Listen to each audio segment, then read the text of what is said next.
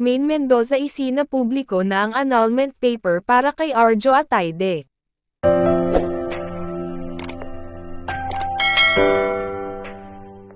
Sumabog na hiwalay ang Arjo at Main Mendoza, naglabas na ng annulment of marriage na ngayon ay pinagkakaguluhan ng mga netizen. Balitang hiwalayan ng mag-asawa sumabog na nga sa social media. Pamilya ni Main Mendoza at Arjo Atayde halos ikagulat ang mga pangyayari.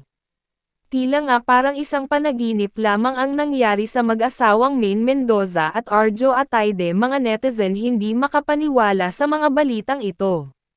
Matapos pumutok ng balitang hiwalay na ang mag-asawa, marami ang nanghinayang sa mga ito lalo na at buwan pa lamang silang nagsasama bilang isang mag-asawa, kaya't marami ang nagtaka kung ano nga ba ang naging problema ng mag-asawang ito na tila humantong na sa hiwalayan.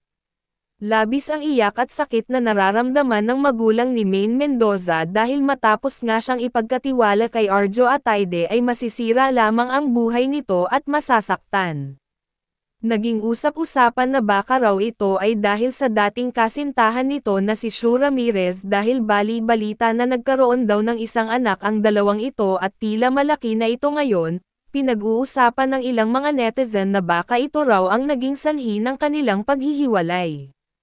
Kung kaya't ating pakatutukan at abangan pa ang mga susunod na detalye na ilalabas ng madla sa social media.